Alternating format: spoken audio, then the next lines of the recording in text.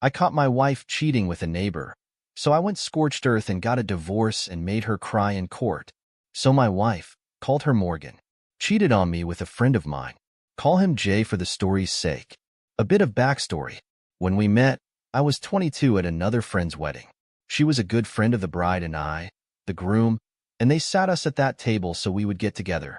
When I first seen her, I was completely taken aback by how beautiful she was, and when she sat down and we began to talk, we found out we had a lot of things in common. We clicked instantly. We talked for a while, ate the dinner, and took to the dance floor. We danced and drank through the night. We ended up kissing in the middle of the dance floor, and when we pulled away, our friends, the bride and groom, came out to us and asked what was up between us. They were really excited to play a matchmaker. We just shrugged it off and carried on with our night. We left not exchanging numbers, but about a week later, I got a text from her asking me out. Bride gave her my number. I, of course, said yes, and it turned into a relationship. The relationship was great other than small arguments. We never really fought, and it was never anything really serious. I eventually asked her to marry me about 2 years into us dating, and we were married less than a year later. We were married for a little more than a year when it all came crashing down on me. Just before our first anniversary, there were little things that were irritating me. She became more guarded with her phone. Girls' nights became more frequent, and our sex life was almost non-existent. I had brought this up on multiple occasions but was brushed off, and that I am letting my insecurities get to me. She would continue to go on as if what I felt and tried to communicate didn't matter to her, so I became colder and colder. I stopped giving her a goodbye kiss as I leave her work, and unless it was something important, we hardly spoke. One night while she slept, I took her phone and laptop and skimmed through her texts, emails, and messenger apps and found nothing. And from reading the stories on here, I checked her car. I grabbed her keys and looked in her car and found a second phone. I knew in that instant what was going on, but I wanted all the evidence for when I call her out. I didn't want her to say something like it had only happened once or anything stupid like that. I looked through the phone and found only one number. I read through every message, and I connected the phone to my computer and printed out every message and every photo and spent the night researching divorce lawyers. I spent hours of my day in my at-home office reading bios of lawyers and found one that I liked and emailed him, but as it was Saturday, he wasn't in the office. I then wanted to know who the guy was, so I grabbed my phone, typed the number I wanted to call, and pretend I'm Spectrum because who doesn't have Spectrum, but Jay's contact popped up. That took me a minute to put 2 and 2 together, but when I did, I blew up. I was yelling and cursing in my office, and my wife opened the door to check on me, but when I see her, I told her to give the F out. She closed the door and went to her room. I had never cursed in my wife or raised my voice above a normal volume. All of my day, I never left my office. I was just silently raging, just glaring at the wall. I called one of my friends, groomed from the wedding, and told him I need to go for a drink and asked if he'll come with me. He must have heard something in my voice because he asked if I was okay. I told him I wasn't and I really needed to drink, so without word, I took all the prawn outs and left to go to the bar. I arrived first, ordered 4 shots of Jack and a beer. I was on my last shot when my friend, Colin T., arrived and asked what's going on. I told him straight out, Morgan's cheating. He gave me sympathy, and I asked if he wanted to know with who and told him it was Jay. He became visibly irritated. He was the one that introduced me to Jay, and all he could say was, "I'm sorry," over and over. Jay and I were never super close. We wouldn't ask one another to hang out, but if we see each other at a get-together, we were friendly. I told T don't mention this to anyone, as I had just found out and I haven't even spoken to Amara lawyer yet. I asked him not to tell his wife, and if she asked what was wrong with me to say, "I'm having problems at work," and he agreed. Every drink and talk for most of the night, then I called an Uber and went home. Around 3 a.m., it was the first time I looked at my phone since I called T, and there was a missed call, a bunch of texts all from Morgan asking where I was, when I'd be home, and if I was okay. I got home, and she was asleep on the couch. I just walked up to our bedroom and went asleep. I woke up with her in the bed, so I got dressed and left the house. I went to go pick up my car and go to my office and buried myself and work for the day and went back home around 10 p.m. To my surprise, my wife was there to greet me, and she told me she had made me dinner. She asked if I wanted her to heat it up. I told her no and went to bed. She followed soon after asking what's been wrong with me. I told her to leave me alone and I wanted to sleep. She kept pastoring me. Eventually, I snapped and yelled at Morgans to stop. I'm trying to sleep and go away. The next morning, I received an email from the lawyer asking to meet later in the day, and I confirmed and got ready for my day. I went downstairs to leave and Morgan had made breakfast asking to talk. I made a small plate and sat down. She started by saying I've been acting different and going on and on about how I changed and she wants to know why. I told her work has been stressful and soon it would be all over. I finished up until I've got to go. I went to my office and counted down the minutes to go meet the lawyer. When I left, I told my assistant I'm going out to lunch with a client. My wife would call my work sometimes and left. The meeting with the lawyer went well, and I handed over all I had gathered on her, and the lawyer had told me, well, I'm sorry for all that's going on, but I'm happy you gathered all this information. You see, we live in an at-fault state, so your wife has no claim on most of your money. I told him I didn't even think about that. I was just thinking I've got to divorce her as soon as possible.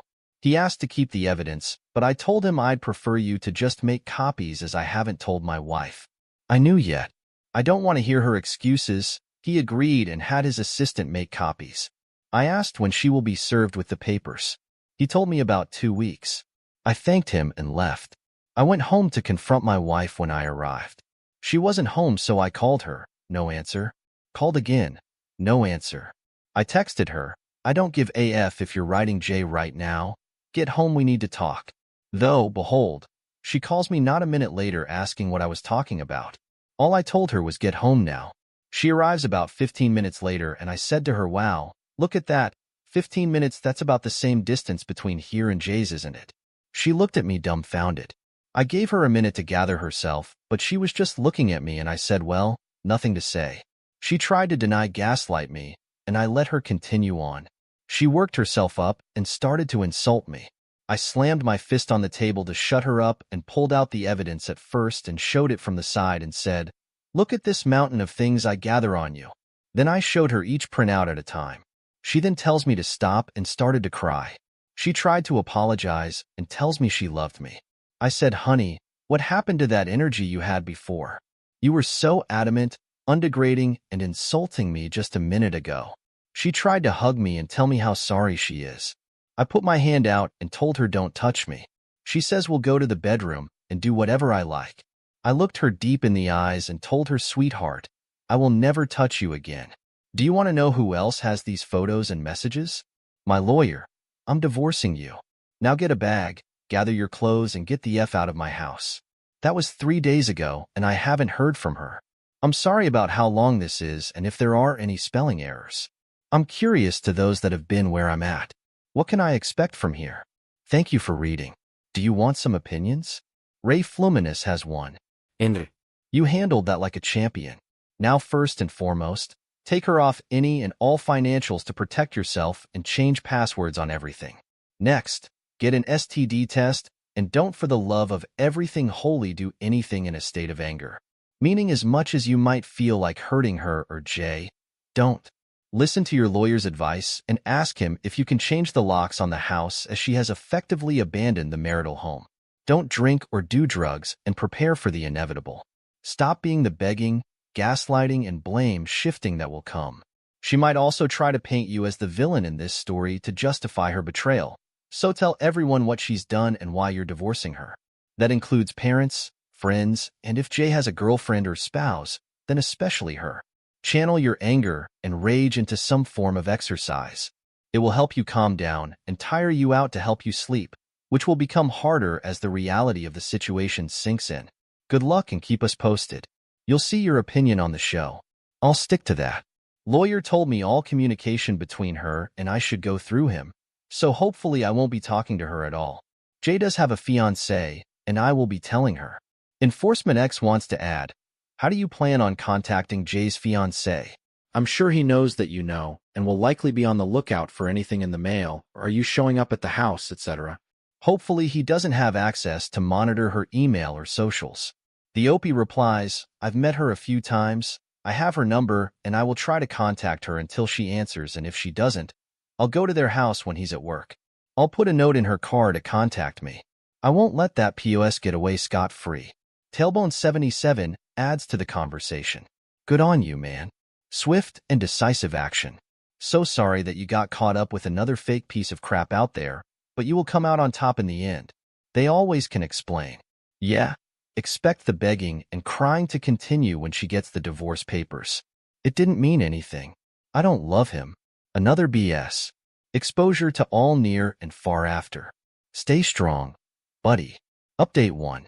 Let me first thank all who commented or messaged me. I truly appreciate the praise and advice you all have given. I've tried to keep up with the comments, so if I didn't answer yours, I'm sorry. I hope I answer more of the common questions you all have asked in this update. If you haven't read the first part, go to my page. It's still there. After I posted the first part of this, you all have given me a ton of advice, so I followed most of it. This morning I planned on doing a lot of damage control in my life, so I scheduled an appointment with my doctor to get checked for STDs, and I have that appointment in 2 days. Next, I started contacting all the people close to me, my father and a few friends. They have all been really supportive, offering their own advice and asking if I need help with anything, but as I got this crap on lock, I declined. I then started to contact her family. I sent a text to her mom and dad thanking them for allowing me into their family, and then I was grateful for all they had done for me. But Morgan and I are getting divorced and that I would miss them terribly. Not really. They were very suffocating, and while they were great people, I'm happy I no longer have to deal with it. Everyone told them if they had any questions, feel free to ask. I didn't hear back from them for a while, so I moved on to Morgan's sister. This kind of hurt because her sister and I were good friends, and I knew this would mess up that friendship. I texted her, "Hey, I'm sorry to have to text you this, but Morgan and I are going to get divorced, and I wanted you to know. I want to thank you. From day one you accepted me as a brother. I will be around if you ever need anything from me." Around the time I sent that text, her parents responded back. I'll type up how that conversation went. Parents, we are so sorry to hear this. What happened? Why hasn't Morgan said anything to us? Morgan has been in at least a year-long affair. I suspect it started before our wedding. I'm unsure why she hasn't reached out, but I think you should call her. She left the house. I figured she would have gone to you. No, we haven't heard from her. We'll call her. Thanks for letting us know. Are you sure she was having an affair? I am positive. I found their texts. We're so sorry that she did that. We'll try and get in touch with her. After dealing with her family, I moved on to Jay's fiancé. I can't remember if I told you all he was engaged in the first part. I know it was brought up in some of the comments. I thought this was going to be difficult, that Morgan and Jay would have conspired some master plan, but either Morgan didn't tell him I found out, or they're just idiots. I sent her a text around 2 p.m. and asked if we could meet for a coffee or something. By 205, she agreed and told me to meet her at some gross hipster coffee shop across from her work at 230. I arrived first, ordered my horrible coffee, and waited for a few minutes. She walked in, ordered hers, and came and joined me. I told her, there's no easy way to say what I'm about to tell you, so I'm just going to blur it out. Jay has been cheating on you with my wife. It's been going on for more than a year. She was obviously shocked, so I then told her, I only found out a few days ago. I know I should have told you then, but I had a divorce to get started and my own pity to deal with. She asked how I found out. I told her everything that's in the first post. I then asked if she wanted to see the evidence I gathered and pull out a binder. She grabbed the binder and skimmed through the messages and pictures and just started to silently cry. I told her she's more than welcome to take the binder, extra copies, if she wanted to confront Jay with it or use it to see if he would lie. She thanked me, stood up, took the binder, and I told her if she needs anything from me to let me know. She nodded her head and walked out, looking very defeated. I know you all had told me to just stay sober, keep a level head, and whatnot, but my world just came crashing down on my head. I'm going to take this week to sit on my back porch, drink, smoke cigars, and blare music. After this week, I'll stop feeling sorry for myself, get back to my usual schedule. On a more positive note, I already packed up most of her things, clothes, jewelry, etc. I also threw in our wedding book and every photo that has her in it, in the boxes. If and when she comes back for her stuff, I don't want her here any longer than she needs to be. Also, before you ask, no, I didn't ruin her clothes other than a few picture frames. Nothing's broken. As of right now, there's nothing else happening. I told everyone I needed to tell. My doctor's appointment is scheduled. My lawyer's hard at work to get me out of this nonsense, and 90% of her things are in boxes. I really don't know what's left. If she stays out of my hair, this might be the smoothest divorce ever. Thank you for reading. Advice is always appreciated. Update 2. Hey everyone. I'm sorry I've been MIA for a while and didn't respond to comments and messages, but I think I've caught up and now for the update. So since the update, I've been enjoying my pity party drinking, and more drinking. I'd say this is my first semi-sober moment since I found out about everything and can't really put into words how I feel. I guess the number is an accurate word. In the last update, I told you all I notified everyone, and the only one that didn't respond was Emma's sister, who I was very close to. Well, that night I wrote the update. I had continued my drinking binge after I posted and passed out on the back patio. With a little bottle and a few beer cans surrounding me, I woke up in the smell of breakfast being cooked. My first thought was, oh Christ, Emma came back and thinks the breakfast was going to make up for what she's done. I worked myself up into a rage and threw myself out of the chair, ready for a screaming match, but to my surprise, it was Emma's sister, called her W. I stood there for a moment, trying to calm myself back down, but when Emma, seen I was awake, she sprinted to me and wrapped her arms around me. She didn't say anything to me. She just took my hand and laid me to the table and put a plate in front of me. As I ate, she told me how sorry she was and that when her sister showed up to her house and just said that we were having problems and it would be fine in a few days, then told me that when I texted her that we were divorcing, she asked Emma if it would be fine. Why is he divorcing you? Apparently, Emma just broke down and told Emma everything. I scoffed and said there's no way she told you everything and proceeded to tell her all that happened. W told me that Emma had said it was a one-time thing and that I was blowing it out of proportion. I told W that I have no intention of getting back together with Emma, and if that is why she's here, she's wasting her time, and if she's in contact with Emma, W needs to tell her to find a lawyer. She laughed and said she wasn't here for her sister. She was here for me. She told me that of course she'd be there for my sister, but that her and I are friends, and she wouldn't abandon me, especially when I didn't do anything wrong. I stood up and went to her side of the table and just hugged her. I was so worried that all this BS that's going on would ruin her and my friendship, and hearing her say that made me feel so much better. W stayed with me for 2 days, guest bedroom. You, her heathens, and left this morning as I am preparing to leave for my cabin. I had it before the marriage and I can't touch it. I was gathering my hunting and fishing equipment. She asked if she could join me, but it told her as much as I would like that she should probably go check in on her sister. She agreed, hugged me, and left. I'm truly grateful to W for being there for me, and before any of you say she's into me, she's not. She's also 20 and it's way too young for me. It's just a really great friendship. I almost forgot to say I went to the doctor's, got tested, and the results should be in on Monday. I've reached out to Jay's fiancée a few times just to check on her. She tells me she's fine and she doesn't know what to do. I told her if she wants to meet anytime next week, or so she could vent. I'm more than happy to listen. I'll be on here for a little bit, so if you have questions or advice, feel free to comment or message me, but I'll be leaving for the weekend. There's no internet out there, so I won't be around this weekend. I also want to say thank you all so much for reading, reaching out, and all the praise you've given. You all have been a light in a truly dark time in my life.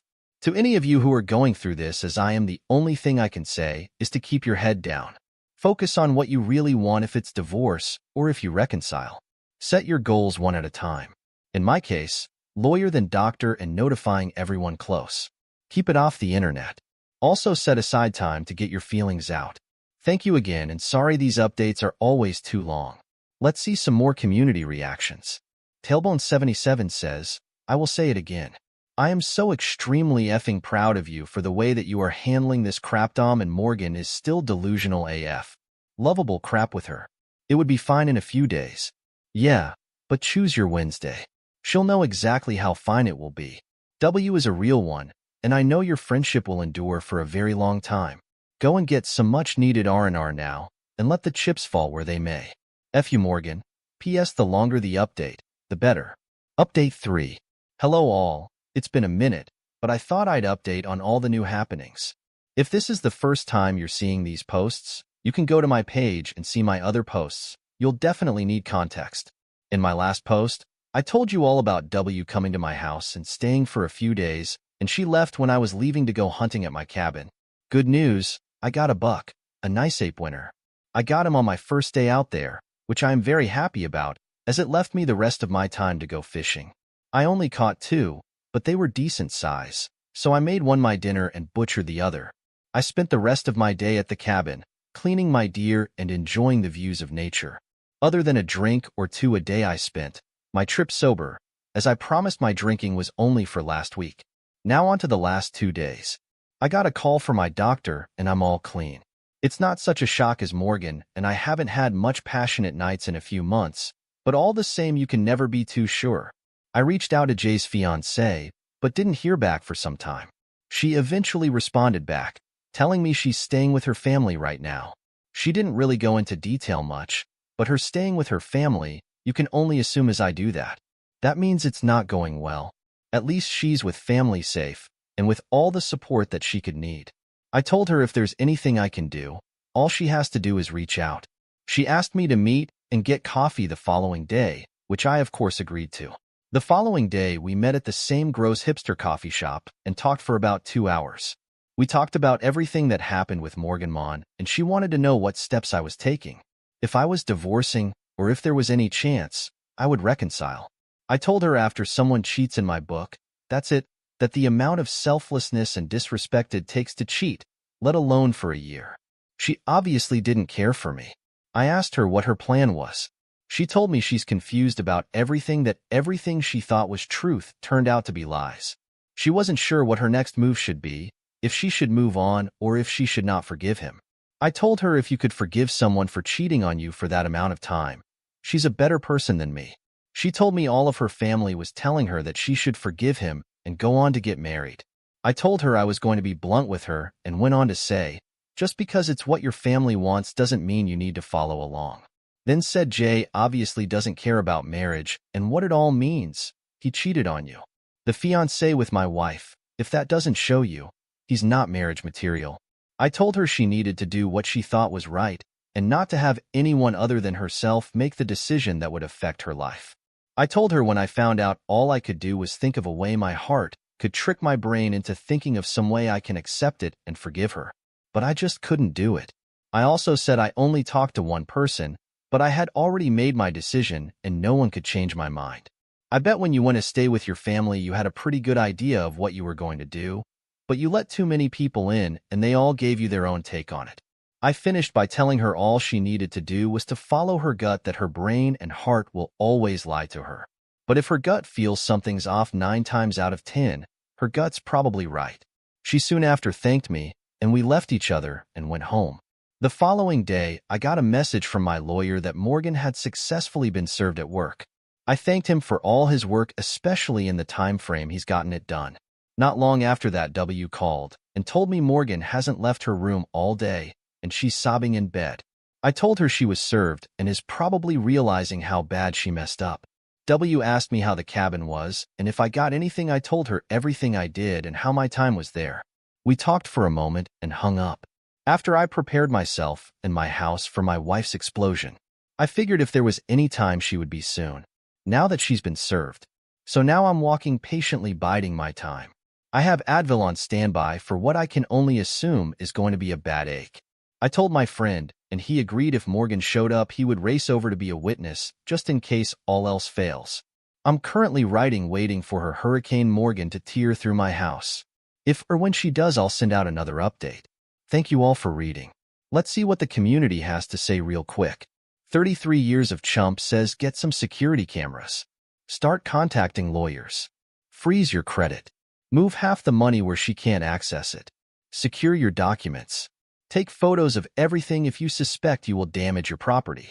The OP replies, cameras have been up inside and outside the house since we moved in. Lawyer said there's nothing he or I can do as it's also her house.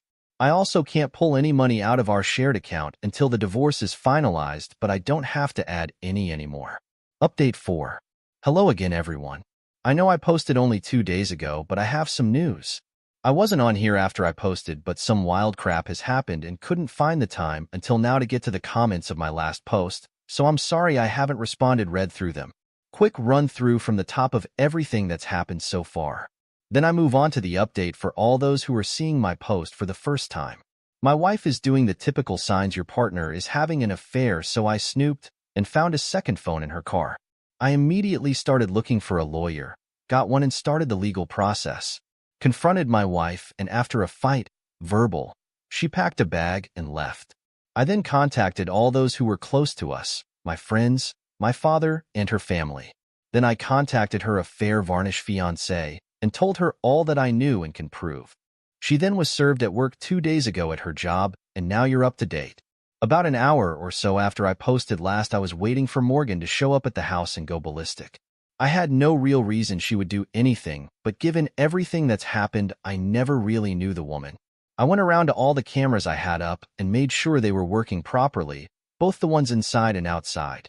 I called my friend letting him know that Morgan was served today, and if she shows up, he needs to get to my house as soon as he could. I'm not going to jail because of this woman. Turns out I was right because Morgan had shown up to the house banging on the door screaming to let her in. I immediately called my friend and W to get there because Morgan is beating down my door. She was cursing my name and begging me to let her in, calling me every name in the book and how I could be so heartless. She's not wrong because the entire time she was screaming and banging on the door, all I could do was laugh. I then wondered why she didn't just walk in. She still had keys, at least to my knowledge. When my friend showed up, she was still screaming and cursing, so he started to record on his phone and stayed in his truck. But this idiot brought his wife with him, Morgan's friend, so she got out and tried to calm her down. She walked up to Morgan, putting her arms around her, and tried to get her to talk to her. Morgan then slapped her across the face, screaming at her to mind her own business. That made my friend, who now has a video of it, to call the police. She continued to scream and curse until the police got there. When they did, she tried so hard to play the victim. One of the 2 officers walked up to her, and she started to cry and tell them I hit her and threw her out of the house. My friend and his wife had told the other officer that when they came to the house, she was yelling and banging on the door, so they couldn't confirm that it didn't do what Morgan said I had done. After that officer was done talking with my friend and his wife, he came to my door, and when I opened it, Morgan said, "There, that's him. He hit me. I want him arrested." She started to put me in cuffs when I told him I can prove that she's lying to you. All I need is my phone. The officer stopped and told me to show him the view from the outside cameras. After reviewing the video, he apologized for jumping to conclusions and automatically assuming I was the one in the wrong.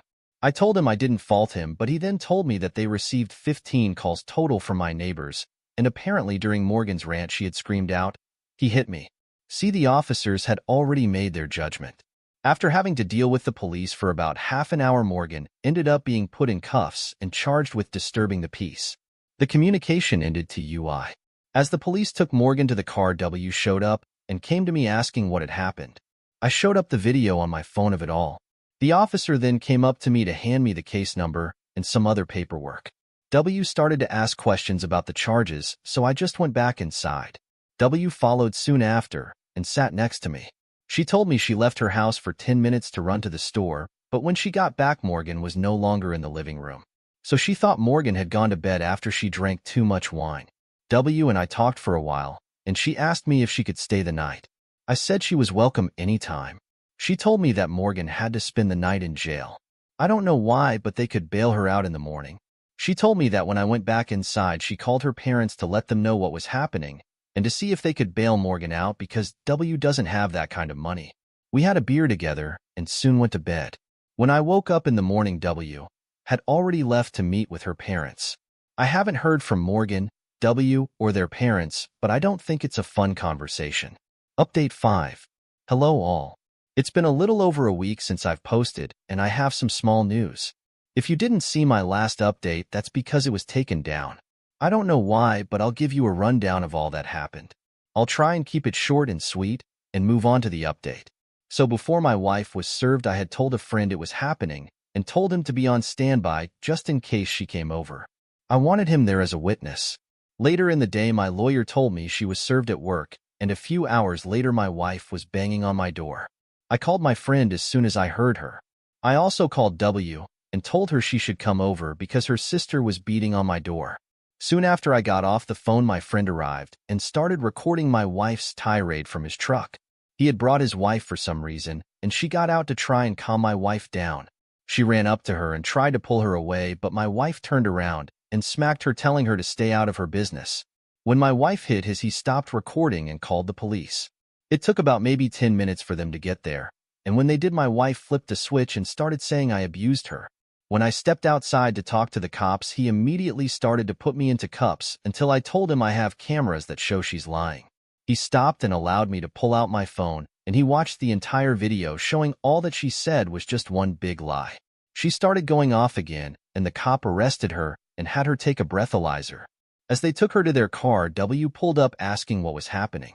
She came and stood next to me, and when the cop brought the paperwork in to apologize to me for jumping to conclusions, I just told him I understand, it's no big deal, then went inside.